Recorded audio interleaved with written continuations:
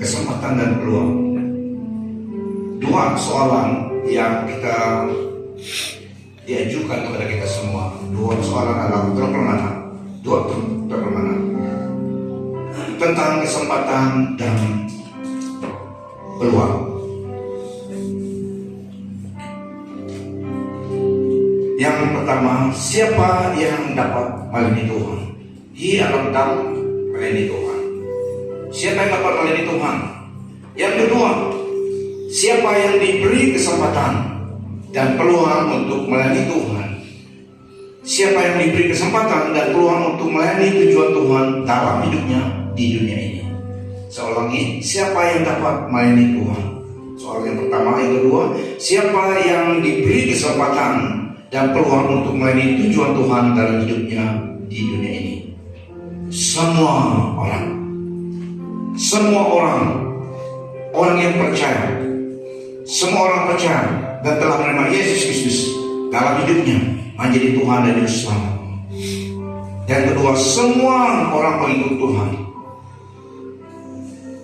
semua orang pengikut Tuhan Yesus Kristus diberi peluang dan kesempatan untuk melayani Tuhan dan tujuan Tuhan bagi hidupnya. Semua orang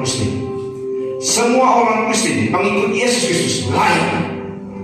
Semua orang Kristen adalah orang pengikut Yesus Kristus. Semua orang Kristen layak melayani Tuhan dalam kapasiti, dalam peranan sebagai orang yang percaya kepada Tuhan Yesus Kristus. Karena orang Kristen adalah pengikut Yesus, little class. Jadi semua orang layak melayani Tuhan. Semua orang layak melayani Tuhan, tujuan Tuhan dalam hidup kita. Semua orang Kristen, orang yang telah menerima Yesus dalam hidupnya menjadi Tuhan dan Juru Selamat. Semua orang Kristen layak dan seharusnya, bukan layak saja, dan seharusnya melayani Tuhan meskipun peranan berbeda. Tapi semua orang Kristen layak dan seharusnya melayani Tuhan meskipun peranan berbeda.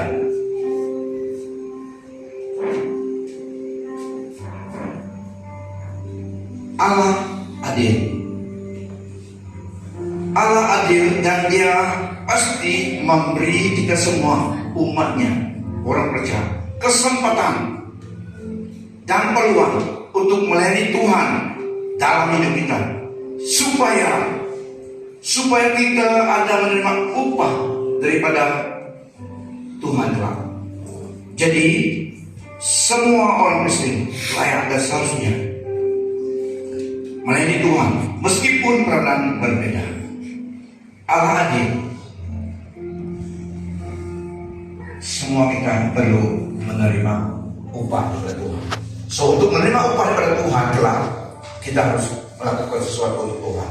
Makanya Allah adil dan Dia pasti memberi kita semua umatnya kesempatan dan peluang untuk melayani Tuhan dalam hidup kita, supaya kita ada menerima upah daripada Dia kelak. Bukan selamat saja, bukan sampai di surga saja, tetapi menerima upah. Jadi untuk menerima upah, kita melayani Tuhan dalam hidup kita di dunia ini. Jadi Allah adil, Dia memberi kita semua kesempatan dan peluang meskipun peranan berbeda. IHK Alam Korintus 15:50 saya, investment kita dalam Tuhan tidak akan sia-sia. Oleh itu saudara-saudara yang kukasihi, teguhkan pendirian, jangan beranjak, dan bersungguh-sungguhlah dalam pengabdianmu pada Tuhan. Kamu tahu bahwa dalam Tuhan jerih lelahmu tidak akan sia-sia. Investment dalam pekerjaan Tuhan.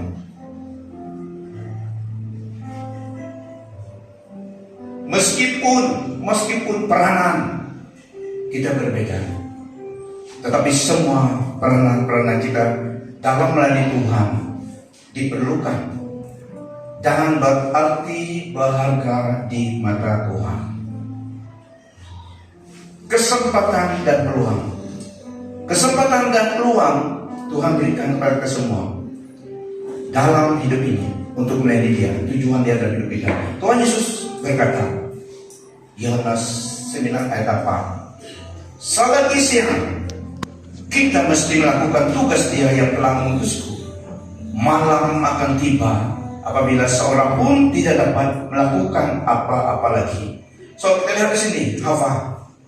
Selagi siang, Tuhan mengutus Hawa. Selagi siang, berbicara pada kita satu pengertian Hawa dalam berita. Malam akan tiba apabila seorang pun tidak dapat melakukan apa-apa lagi. As long as it is day, we must do the works of Him who sent me. Night is coming when no one can walk. Jadi Hawa, kesempatan dan peluang Tuhan berikan. Kesempatan high calling tamu orang Kristen. Panggilan yang tertinggi dalam kehidupan seseorang, khasnya orang Kristen adalah melayani Tuhan. The high calling is to serve God in our life. In whatever capacity, peranan roles kita, capacity as a believer. Meskipun role kita berbeda, tapi semua dihargai di mata Tuhan. Kesempatan untuk melayani Tuhan dan kerajaan Tuhan adalah berdasarkan firman Tuhan ini waktu selagi ada siang. So, waktu kesempatan untuk melayani Tuhan dan pekerjaan Tuhan adalah waktu kita masih kuat dan dapat bekerja dan masih hidup. Kita dapat melayani Tuhan. Ini yang pertama, yaitu waktu kita masih kuat physically dan dapat bekerja dan masih hidup. Ini yang pertama, kesempatan dan peluang melayani Tuhan. Waktu kita masih kuat, seperti Nabi Yosef, kuat harus melayani Tuhan dan masih hidup. Kalau tanya orang yang telah meninggal, memang mau datang balik lagi, karena ada itu, tapi tidak ada kesempatan lagi. So waktu melayani Tuhan, selagi masih siang, now is the time, now is the moment. Menyelesaikan assignment kita, panggilan the high calling in Christ. Melayani Tuhan dalam hidup kita sebagai orang percaya dalam peranan apapun, inilah kesempatan. Selagi kita masih kuat dan hidup. Yang pertama, Tuhan Yesus katakan selagi siang, sebelum malam, dan seterusnya. Peluang, waktu inilah peluang dan kesempatan bagi kita melayani Tuhan. Yaitu kalau konten inilah kesempatan kalau melayani Tuhan depan ini. Seperti dulu waktu saya di Timba Camp, itulah kesempatan melayani Tuhan menjadi saksi Kristus di Timba Camp. Setelah berhenti kerja dan melayani Tuhan, tidak ada peluang kesempatan untuk ke sana lagi. Amin, obat kita mana beli. Tapi dalam tahap nyadui sementara nyadui memang ada peluang, banyak peluang di saksi Kristus. Saya ingat, saya pikir disitulah panggilan saya sebagai orang Kristen dulu. Di sidang jadi pelayan, di camp jadi saksi Kristus. Banyak yang datang kepada Tuhan, terima Tuhan. Jadi bawa mereka pergi ke gereja yang berdekatan untuk pesta baptis. Karena waktu itu kita cuma diken dan tidak baptis orang Indonesia, banyak juga waktu itu. Ada yang sahabat di kampung jumpa pesta panai pada hari 6 pakai perahu, esok harinya hari Minggu baptis. Ada seorang dari Indonesia kenal hari itu saja, tapi dia waktu dalam kereta sahabat lori minyak yang sahabat sekian lama juga waktu itu bawa minyak dari Temala. Siapa tahu Temala adalah di Malang. Bawa isi lori minyak itu naik kepada satu camp Belanda dan naik lagi ke dasar stasiun di Kuala Layu. Oke, jadi waktu itu sahabat minyak sudah isi naik pakai lori minyak. Dan seorang kawan di saudara ini maksudnya ikut dia bawa sensor dia, karena dia terbang kayu sensor kereta. Dalam kereta terus karena itu biasa saya lakukan, saya lihat kesempatan, saya bersaksi kepada dia. Waktu saya bersaksi, waktu kami berjalan on the road, naik pergi ke atas karena 1 jam lebih.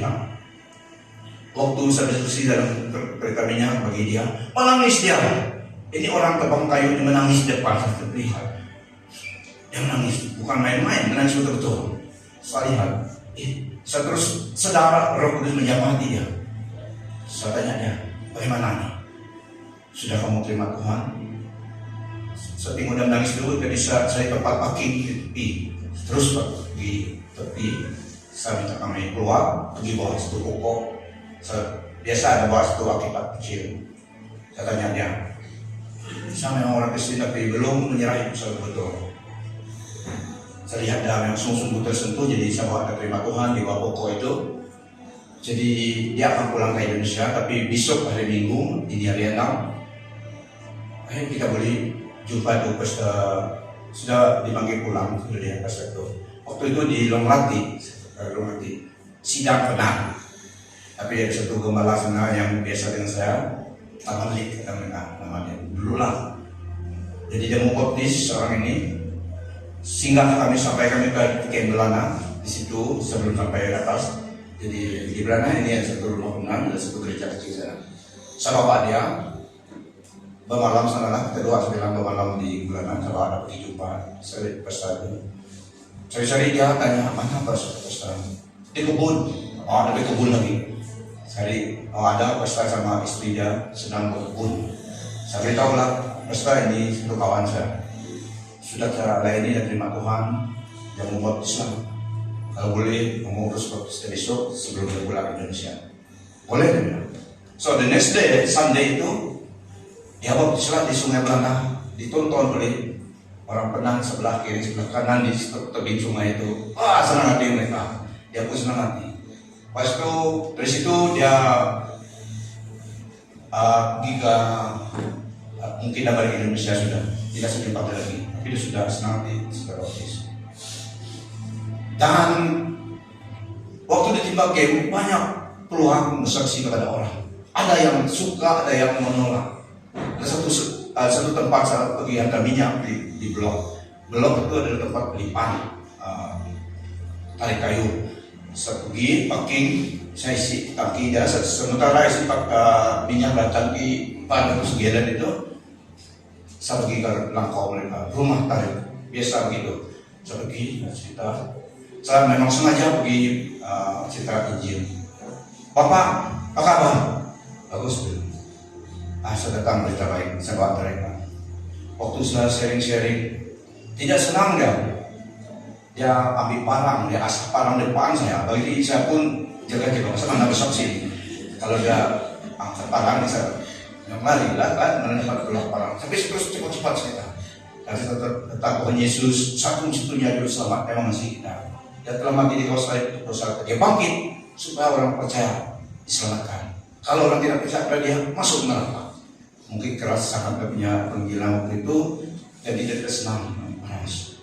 Tidak sopan sangat dia keluar asap parang dan saya pun jaga-jaga lah. Saya tengok mereka sama si hidup lebih ingin. Kalau betul dia bersilap tadi saya pun lari lah. Tapi sudah selesai cepat bagi track. Oke, Bapak, jalan. Jadi ada sekali saya sharing ini untuk mendorong kita. Ada sekali saya pergi Temalah itu ambil minyak dan naik. Hari itu sangat panas. Dan waktu saya naik dari Temalah ke mau pergi ke atas, sudah isi minyak, ada satu couple suami istri ikut. Kami mau ikut pergi atas, boleh? Masuk. Jadi kami jalan-jalan panas betul. Jadi saya cerita tentang bersaksi tentang Yesus lah. Tapi dia dulu beritahulah, saya tanya dari mana kamu ada di Bapak? Oh, saya baru balik berobat kurang. Berobat kurang, jadi saya lihat ini bukan dokter. Saya bilang kalau dokter Jos lahir ini bukan dokter, tapi saya terus paham dia balik berobat orang. Ini memang dukun lah umum. Saya tahu sudah. Jadi dia cerita itu, oh tahu sudah. Bangga dia cerita mula-mula kami balik berobat orang. tidur tetap mereka. Sudah berempat orang. Terus dalam hati saya tahu dia memang bumong itulah, atau orang yang yang dalam aliran itulah. Jadi saya terus cerita, panas betul hari ini Bapak. Ya, dia bilang. Tapi Tuhan Yesus bilang, panas lagi di neraka. Api neraka tidak padam-padam, panas lagi. Ayo, mulai saya diterima Tuhan, saya sharing hukumannya akan datang bagi orang tidak percaya. Gelisah dia, tapi dia sudah dalam kereta, saya yang driver. Sebajaran, saya terus cerita sampai habis yang harus saya sampaikan. Tuhan mengasihi kita, Dia mati di kayu salib. Semua manusia berdosa. Jangan menjadi dia bangkit menjadi juru selamat orang percaya. Kalau tidak, neraka panas lagi dari matahari ini sekarang dibilang. Memang gelisah ada tapi tidak dapat keluar sudah. Dia sudah pintu sudah lock jalan sampai ke camp. Bukan Belanda saja, sampai atas lagi. So cukup masa saya sharing bagi mereka doa. Sampai di tempat kami di Pulau Layu dari sana, dan dia ikut pandu pergi belok pergi karena kereta kecil. Jadi malam itu saya bermimpi. Kadang-kadang Tuhan pakai mimpi menyenangkan kita. Saya bermimpi. Kalau bermimpi daripada Tuhan kita tahu mengerti ya. Saya bermimpi, saya berjalan atas satu padang yang luas. Padang luas sekali, besar daripada padang bol. Tidak ada tempat ujung-ujung, tidak ada apa-apa. Saya berjalan, saya tengok ada satu alligator, buaya besar daripada buaya. Alligator itu biasanya di Afrika, besar daripada buaya kita. Buaya kita besar juga lah, tapi itu alligator sangat besar. Saya mau lari, kalau tengok depan saya, tiba-tiba di situ saya lihat sana semua bersih saja, padahal luas sekali, tidak ada ujung dan nampak. Saya lihat ini ada satu alligator, buaya itu wujudnya. Sampai kita takut tengok buaya dekat, tiba-tiba sana kan. Saya mau lari, tapi dia bilang, kalau kamu lari, saya dapat kejar kamu. Masih dapat kejar kamu, dia bilang. Saya lihat betul juga, tidak ada kayu-kayu, tidak ada apa-apa. Saya lihat kalau saya berlari mungkin dia cepat lagi, tapi dia kata begitu. Kalau kamu lari, saya mesti dapat kejar kamu. Saya lihat betul juga. Waktu saya lihat dia sangkut leher dia di dahan kayu, keltip dia di dahan kayu. Bagus kamu bunuh saya sekarang, dia bilang. Bagus juga saya bilang. Saya lihat ada satu kayu sini, satu dahan. Saya lihat mau lari, tengok tidak ada tempat sembunyi nanti. Dia bilang bagus kamu bunuh saya sekarang. Saat itu kayu, so pukul kepalanya, mati dia. Sudah mati dia bilang terima kasih. Lah terus bangun saya. Terima kasih dia bilang. Saya belum mengerti. Lepas itu pagi itu, awal pagi, tok orang tutup pintu kami di Pulau Layu sana. Tutup saya buka, bapak itu ada apa-apa? Saya keluar. Biasa orang pakai Indonesia, bapak aja lah jadi. Apa-apa? Wah terus dia cerita, Tuhan saja cerita aja. Kenapa? Dia bilang semalam kalau bukan Tuhan mati kami bilang. Kenapa? Semalam hujan dan ribut petir di tempat kawasan lakau mereka di lembah itu.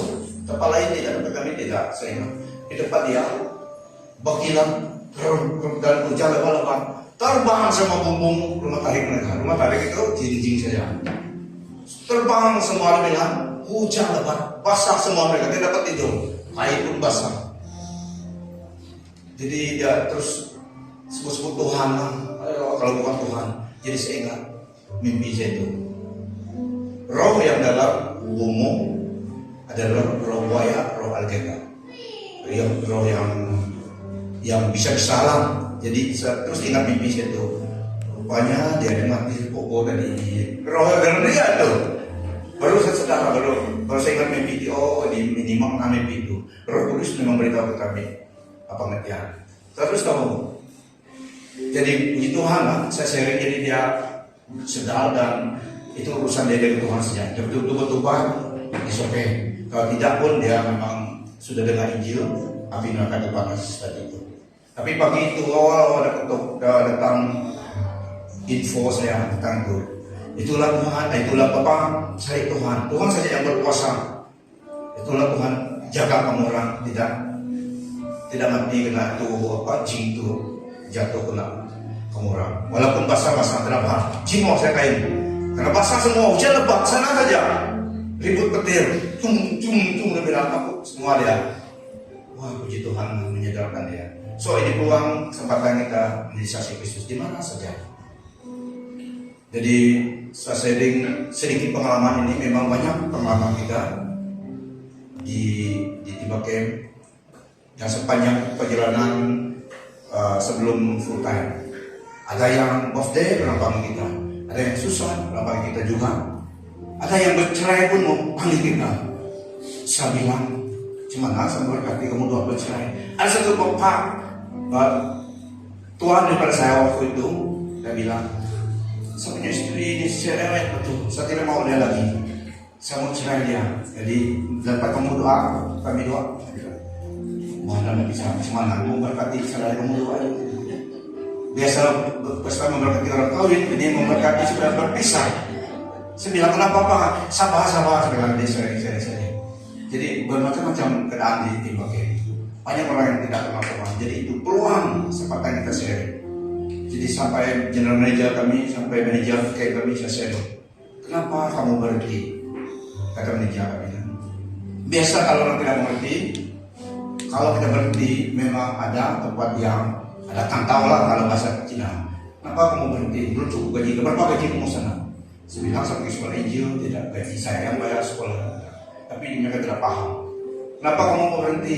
Ada tantau nggak? Tuhan tak tahu. Tuhan panggil saya berhenti sini di sekolah. Memang kita tidak paham, tapi kita sharing. Tapi general manager kami, manajer dan yang lain ada peluang kesempatan, saya sudah sharing. Lepas itu Tuhan panggil saya tidak ke sana lagi. Jadi itulah kesempatan dan peluang. Waktu kita ada di situ, kita dapat melayani Tuhan. Begitu juga kalian di sini. Kalau kalian pindah kerja ataupun pindah tempat ke tempat lain, tidak ada peluang kesempatan melayani Tuhan di sidang BM sekian betul lagi kan. So itulah dua arti pengertian fokus ya. Yang pertama tadi waktu kita masih kuat, masih hidup, dan yang kedua waktu kita telah pindah bekerja ataupun tugas, tidak ada peluang lagi yang ini. Waktu saya pindah dari Tiba Camp tidak ada peluang kesempatan pergi sana lagi, karena kita tidak worker lagi sana, employee di sana. So Bapak Ibu Saudari, itulah kesempatan peluang Tuhan berikan. Kita lihat juga dalam firman Tuhan. Firman Tuhan tertuju kepada semua orang percaya, bukan kepada manusia saja. Tapi firman Tuhan tertuju kepada semua orang percaya kepada Yesus Kristus. Kita lihat 1 Petrus 2 ayat 9. Firman Tuhan tertuju kepada kita semua yang percaya pada Tuhan Yesus Kristus. 1 Petrus 2 ayat 9. Tetapi kamu umat terpilih, para imam raja, bangsa suci, umatnya sendiri yang dipilih untuk mengisytiharkan puji-pujian bagi Dia yang telah memanggilmu daripada kegelapan kepada cahayanya yang gemilang. Bikam anina ji bangsa alam pilih, ji pang imam alam manpahulaja, ji bangsa alam maang, jinaan turunan alam ukatan aladam, ja ikan dan petira alam Allah. Iakna Allah alam umuwi ikan musang menamlidam, tai alam Allah alam ngavantang naniham. Jadi firman Tuhan ini untuk kita semua yang percaya pada Tuhan Yesus Kristus. Kita lah yang digelakkan umat pilihan ini. Tetapi kamulah bangsa yang terpilih, imamat yang dirajani, bangsa yang kudus, umat kepunyaan Allah sendiri, supaya kamu memberitakan, supaya kita memberitakan perbuatan-perbuatannya yang besar dari Dia yang telah memanggil kamu keluar dari kegelapan kepada terangnya yang ajaib. Kamu yang dahulu bukan umat Allah, tetapi yang sekarang telah menjadi umatnya, yang dahulu tidak dikasihani, tapi yang sekarang telah beroleh belas kasihan. Nah, firman Tuhan ini untuk kita semua. Tuhan memberi kita mandat yang luhur, pendengar petira, Hadui Tuhan alam waran, alam ningan, alam dakaya. Melalui hitam kuda Gusti. Jadi melalui hitam kuda Gusti. Semua kita Tuhan mau kita mengistiharkan perbuatan yang saleh pada Dia. Yang telah memanggil kita keluar daripada kegelapan kepada terangnya yang menjadi. Jadi Dia memberikan satu mandat ini. Semua orang Kristen, bukan orang Kristen saja, semua orang percaya diberi mandat ini supaya pendengar berpihak hadiri Tuhan alaminya melalui kita kepada orang lain.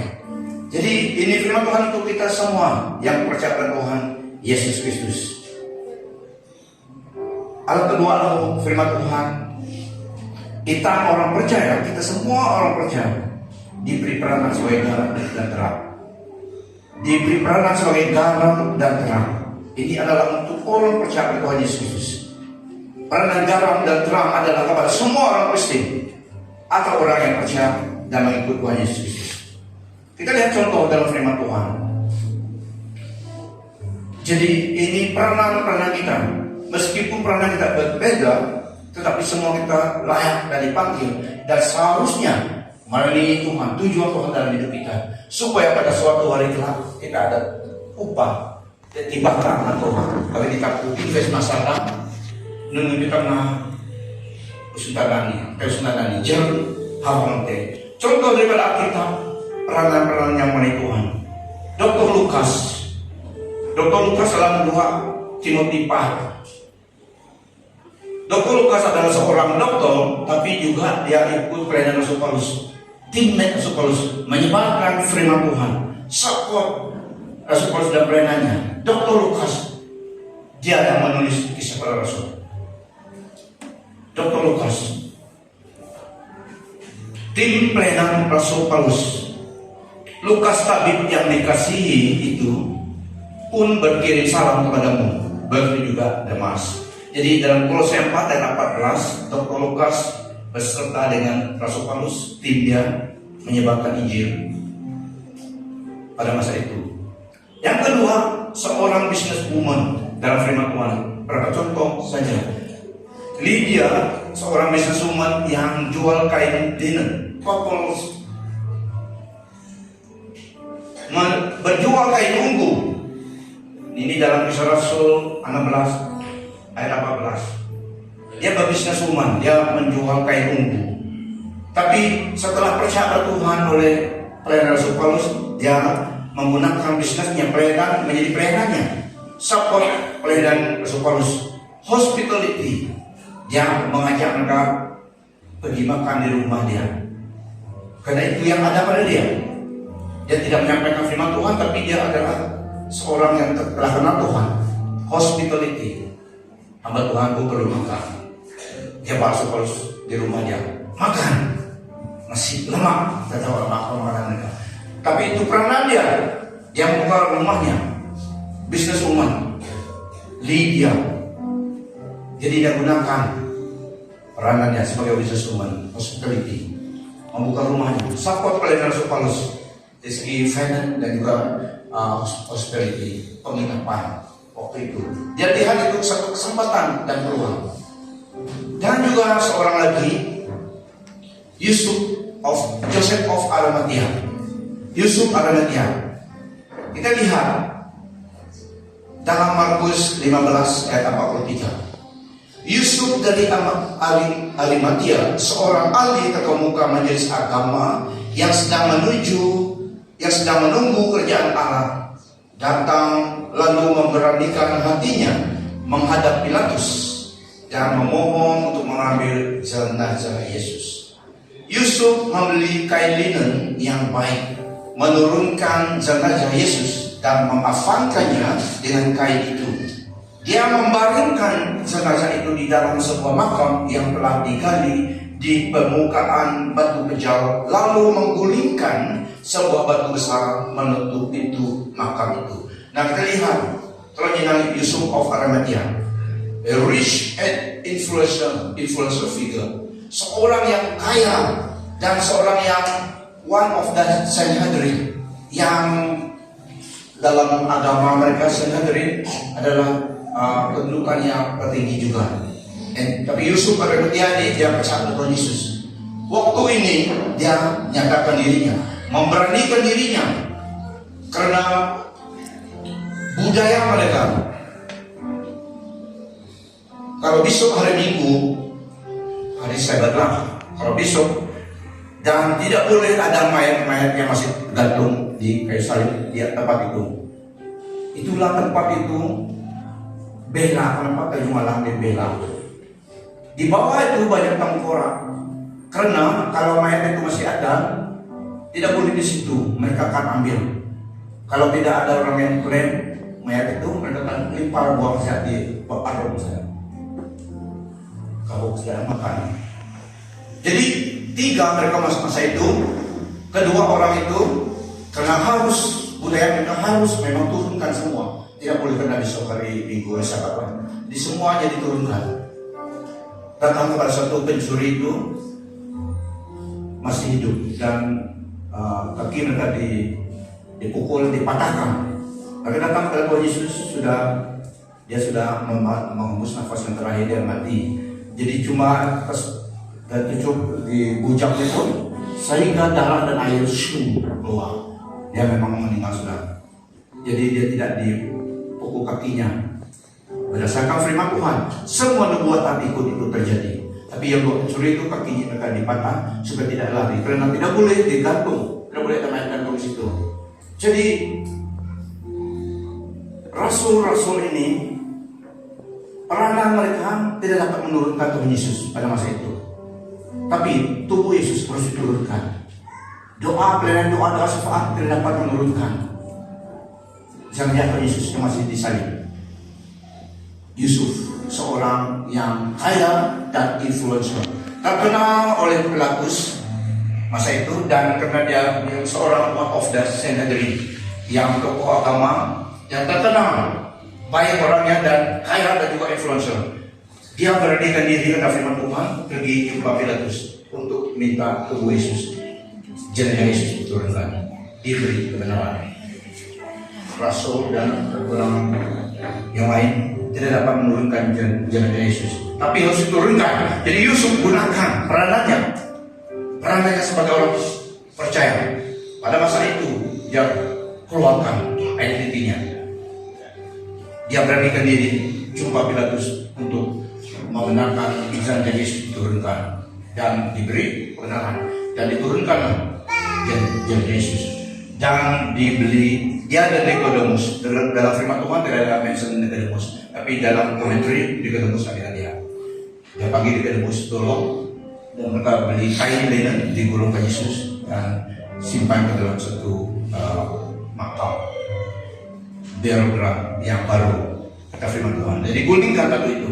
So Bapak Ibu saudara-saudari, kita lihat, inilah peranan yang dapat dilakukan dari Tuhan. Yusuf of Arimatea menggunakan peranannya, seorang yang kaya influencer, di respect oleh Pilatus, yang kenal dia, dan dia beri give him face dan dibenarkan. Jenazah Yesus diturunkan. Nah, itu adalah contoh dalam Alkitab.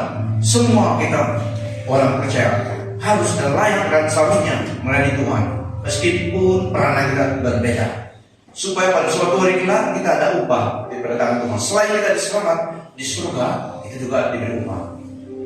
Kecuali kalau kita tidak melayani Tuhan di dunia ini, cuma sekadar percaya terima janji Tuhan dan diselamat, kita dapat dan kita diberi peluang kesempatan melayani Tuhan. Semua kita layak dan harus melayani Tuhan dalam hidup kita. Semua kita dapat dan harus menjadi saksi Kristus di mana-mana. Meskipun peranan kita berbeda, kita semua sebagai orang Kristen layak dan harus melayani tujuan Tuhan dalam hidup kita. Inilah kesempatan, inilah peluang dari Tuhan untuk kita melayani Dia dalam hidup ini. Nanti suatu hari kelak kita menerima upah kekal daripada Tuhan Yesus Kristus, Juru Selamat kita, Allah sumber kehidupan di bumi, di dunia ini dan di akhirat. So Bapak Ibu Saudara, inilah masanya investment untuk kekalahan. Apapun yang vocation, tugas kita, Seperti beberapa contoh tadi, semua kita diberi peranan, kesempatan dan peluang melayani Tuhan dalam hidup kita. Kita semua ada kesempatan dan peluang dan dilayakkan untuk melayani Tuhan dalam hidup kita. Apapun peranan-peranan kita, meskipun berbeda, namun perlu, dan kita semua diberi peluang dan kesempatan oleh Tuhan dalam hidup ini. Amen. Beri kemuliaan bagi Tuhan.